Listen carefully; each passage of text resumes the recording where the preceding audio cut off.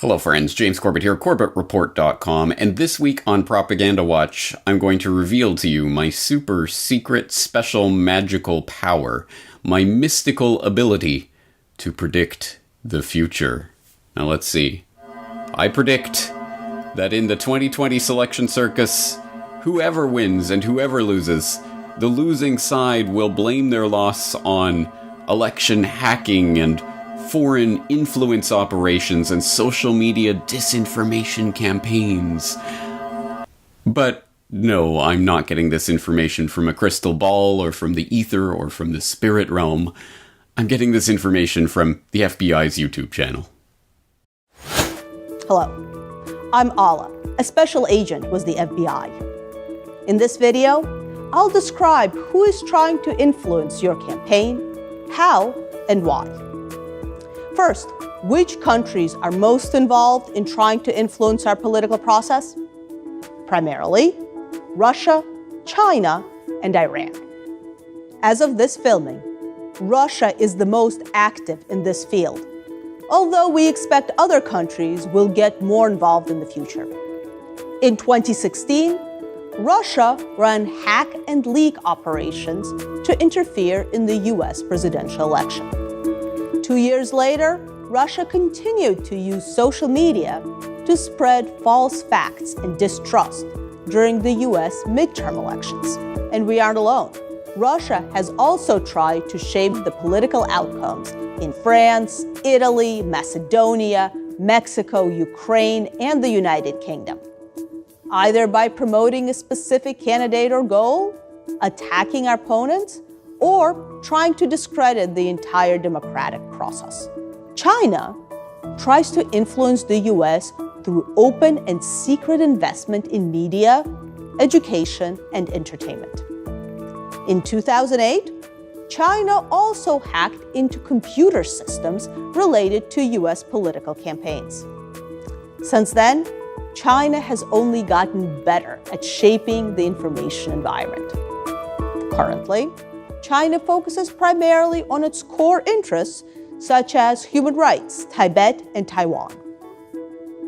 Iran, while a less active foreign adversary than Russia, runs social media campaigns to promote messages aligned with Iranian interests.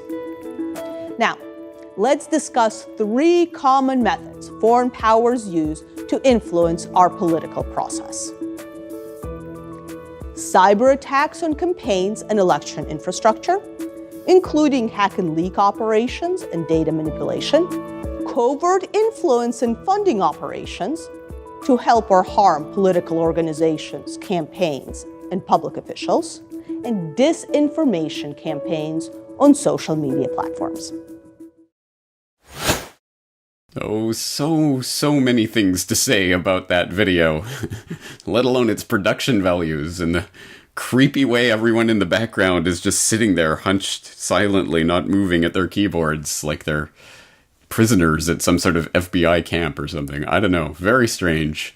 But putting that aside for the moment, let's address the content of what we just saw. Of course, that is just a snippet from a video that the FBI has released in preparation for the 2020 selection circus. Specifically, this video is called Protected Voices Foreign Influence. It was posted to their YouTube channel on October 23rd of this year, and it's part of a series of different videos and presentations they're giving on protected voices. Your voice matters, so protect it. And the tagline for that particular part of FBI.gov says, the FBI's Protected Voices Initiative provides tools and resources to political campaigns, companies, and individuals to protect against online foreign influence operations and cybersecurity threats. And if you go through this page, they talk about business email compromise, ransomware, social media literacy, supply chain, cloud-based services, Wi-Fi, passphrases, blah, blah, blah. All the things that you can think of with regards to cybersecurity in some sort of general sense, but of course this is all tailored towards protecting yourself from foreign influence operations.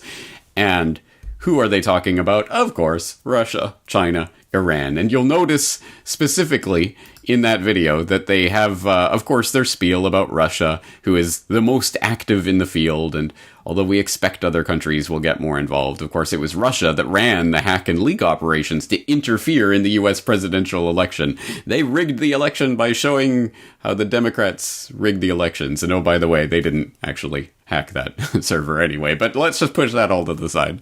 So, of course, that content-free nonsense. And then China tries to influence the US through open and secret investment in media, education, and entertainment. In 2008, China also hacked into computer systems related to US political campaigns. Notice the fudge words and the blather coming out of there, which is always a telltale sign that there's no there. But the real creme de la creme is Iran, while a less active foreign adversary than Russia, runs social media campaigns to promote messages aligned with Iranian interests.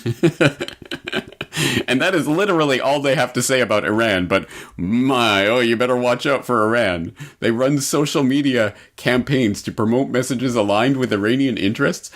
First of all, what country on the planet doesn't do that? I mean, that as a category of things that are done is...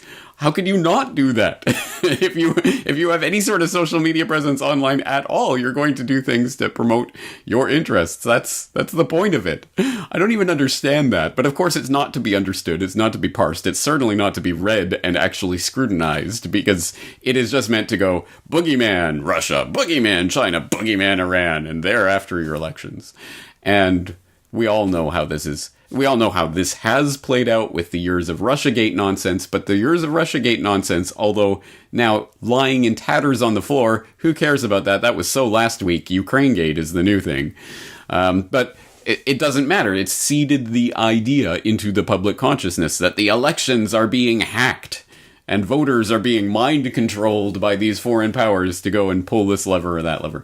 Anyway, the bigger picture of all of this is, of course, that all of this is about that fundamental question of the legitimacy of the selection process itself. And as if there was some legitimacy to that in the first place, and that pulling a lever once every 4 years is A, your duty, and the biggest thing that you can do, and B, that this really is some sort of fair process, and C, that it's a just process.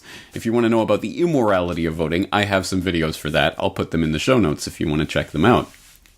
But having said all of that, the point of today's Propaganda Watch is to demonstrate how just by keeping your ear to the ground when it comes to these types of propaganda initiatives, like the Protected Voices Initiative at the FBI, you can quite easily understand which direction the would-be controllers of society are trying to push us.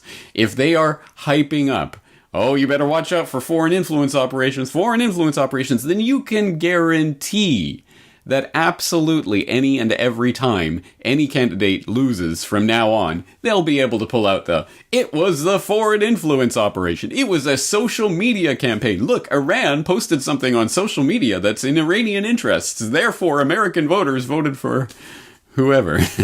I mean, whatever nonsense excuse, connect the logic in any way you want, because these puzzle pieces are designed to fit together any way you want them, and to be pulled out of the hat at any time. This is the new idea that has been seeded into the public consciousness, and you better believe it is going to be used in the future.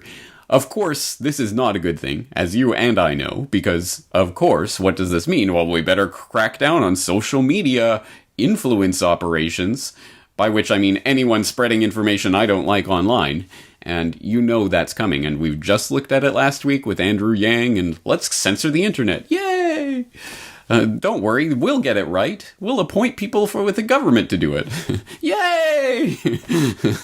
People can be railroaded into this quite easily unless they see what's coming. And I'm telling you, they're putting it out in black and white. You don't have to be a mystical, magical, mind-reading fortune teller with a crystal ball to understand which way this is trending. You just have to examine the propaganda. And that's exactly why we are here doing this week in, week out Propaganda Watch. I hope you'll be here with me for the next edition of Propaganda Watch next week. And in the meantime, of course, there's always new content coming up on corbettreport.com, at least 4 or 5 days a week. New interviews, videos, articles. If you are only following my main GooTube channel, then you are missing out on a lot of information. So please go to corbettreport.com and follow all my work there. Until next time, I'm James Corbett, corbettreport.com. Looking forward to talking to you again very soon.